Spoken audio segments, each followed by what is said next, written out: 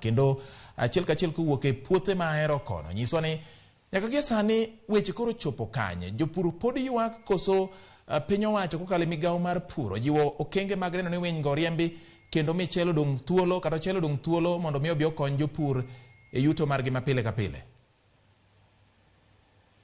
Kamana nyaga George Bati achiel kachiel kwa wuok West Kano Irrigation Scheme kuma bende oyudore kar chung'od bura manyando kama bende nwaseyudo kantie jopur ma bende ywak ahinya ni winy nomonjo gi e puothe jumbe ariyo mokalo kama bende nyaka ne migawo mar pur chak kuoyo yath to chal ka gima yadhgo bende medo mana nyayo winy makamano. An kod gi e puodho kaendi achiel kachiel makata sani kama chung'e ni endi kang'iyo batha kacha nitiere jal ma bende dhi nyime kod kayo ochende kapok oromo nikech weche midhiero mag winy kik tiek ne ochele to mae yor yuto gi kendo geno magigeno e sani kaka wang'e nyithindo chiegni yawo skul. Ang' natiere achiel kachiel mondo mi gimiwa pach gi gino wuon mondo ginyiswa ni to midhiero ni osedhi kodgi machalo nade. Weche yath mabende nosechak jiw kod migawo mar pur ma kaunti ma Kisumu kaendi bende osekonyo yo moro amora.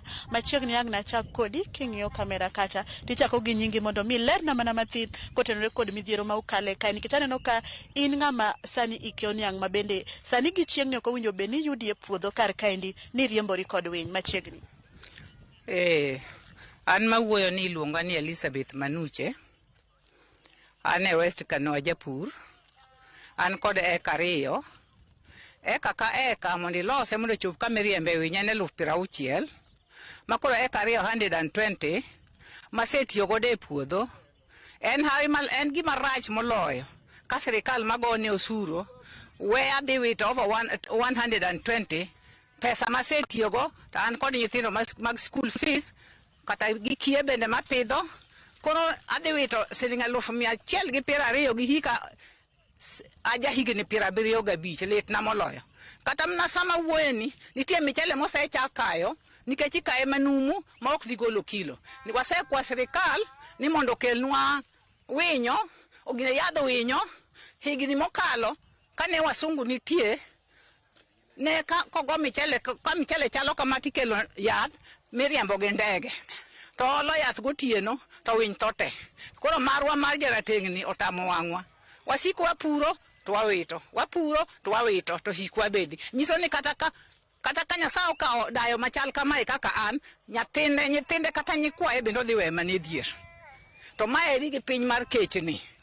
blogni mangima ok wadhi kayo michele nikech winyo onge ng'ama nego samwa puro tikasowa kendi kasowa kabisa mwati ming'ini to wapuro kare to ka ok inyal puro to puodho bendi mai nikech imiyo ng'ama nyalo to ng'ama nyalo ni be kosetimo mochiek to sirikal we winyo nega ne kawa to dhigo to wadong kwa dhier akwayo sirikal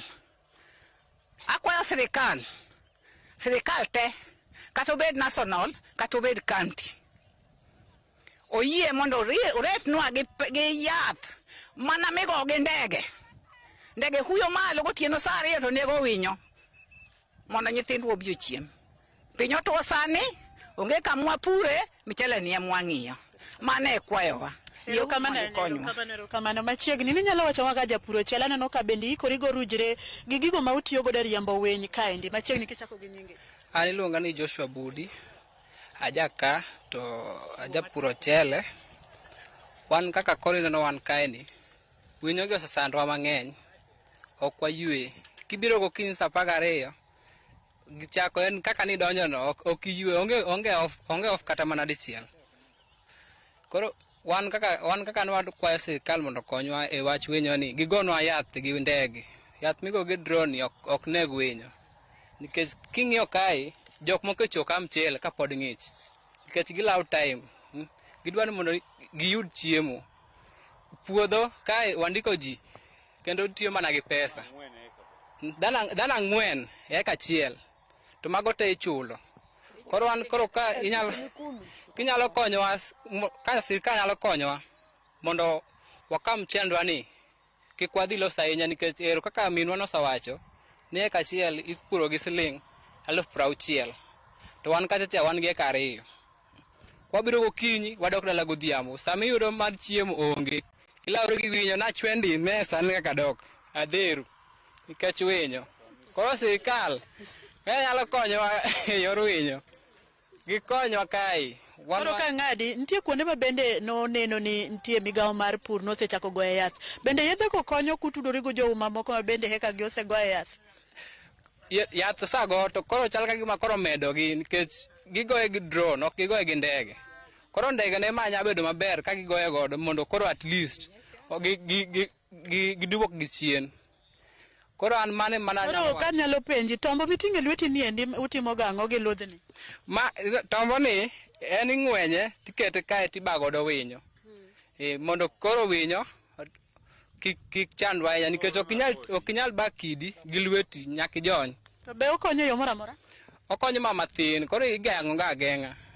Nikech koro onge otherwise. Koro ka sirikal nyagonwa yath, at least nyalo bedo maber. Erokamano ahinya ka kawo mogik madhe. In be nyalo miyo, aneno ka iseng'wenyo tomboni kanyo iritori godo mondo mi chak bago winyo kaka uselerono. Inyalo wacho ang'o? Awache Kiswahili kose. Mimi jina langu naitwa Rose Nekesa Juma. Mimi ni mkulima wa hapa West Kano. Shamba yangu hapa ni 295. Zile shida niko naye hapa, hata sauti yangu mnasikia kama hakuna kwa jia ndege. Mimi ndege na nini dawa walipewa unapiga, hakuna kitu ishafanya hapa. Hata kama walipiga lakini sisi tuoni, kwa maana bado tunahangaika hapa kwa jia ya ndege. Sasa tunaomba serikali tusaidie, kama inaweza kupiga sisi, inaweza kutupigia dawa na ndege afadhali. Tuone kweli ndege inapita hivi, tuone kama tutakuwa na furaha. Mimi sasa niko na watoto wanaenda kwa shule form 1. Sina hata pesa na bado nitachukua loan hapa ya kufanya hiyo kazi. Na watu kuandika watu hapa kila weka 2 na ulipe 10,000. Na 10,000 hiyo sioni kama nitaweza kulipa watu 4.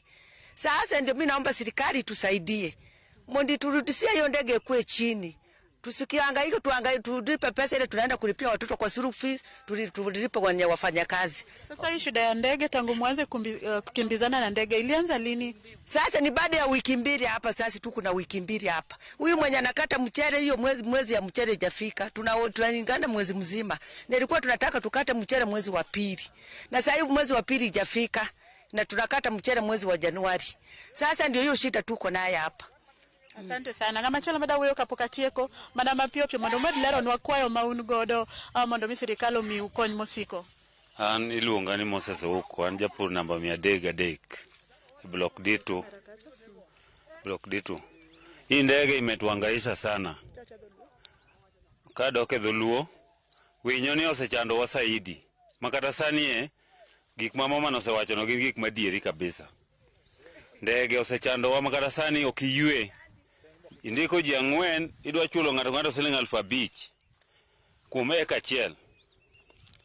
Koro mano to faida mane midhi yudo to sirikal to neno gigi kendo yolaro gigi pile ka pile. Ang'o mondo gigono winyo kod ndege ogo winyo mondo duok chien kaka nigo chon. Sani giwuondo ji gik moko ka nigo winyo to gige mamiyo winyo ich ma winyo pon nyuola. Koro wakwayo sirikal giwe miyo winyo ich. Gigono winyo kod ndege kaka igoyo kawaida mwaneno ka winyo luar. To dipoka ndege okonyowa manyi thilo odhi e skul. Wakwayo sirikal nokonywa. Sirikal mamalo ba piny nosetamo. Sirikal ma piny tijni osetamo dhi President Ruto konywa. Mana kamano George Bati kionge penjo mara kaka kisewinjo ywak kowuok kuom jopur mawuok West Kano Irrigation Scheme kaendi, adwaro gima duong' mabende gichwalo ne sirikal ma piny koda mamalo en mondo mi onyal chwalne gi kony mar goyo yath ma mondo mi giyud kony mochwere ma ok ni nitie ndalo mabende gibiro duogo kaendi ka giriembore kod winyo masani osebedo katieko negi kothe kapok ochopo e keyo. Kaw kamano an komi e studio nyalo dhi nyime. Erokamano nyami Millicent Adhiambo. Awinjo ka weche jopur nigi weche mag ratil piny, chiel kuom gi ni yedhego gichich ni miyo winyo bedo gi nyalo mar yudo nyodo mapiyo. Mar ariyo giwacho ni sani koro winye machwe to jopur to dhero. Koro gikwayo sirikal ni kaber to gone gi yath gi ndege. Erokamano Millicent, med ng'iyonwa mathoth ahinya kotenre kod ywak mar jopur ahinya mago mag ochele e gwenge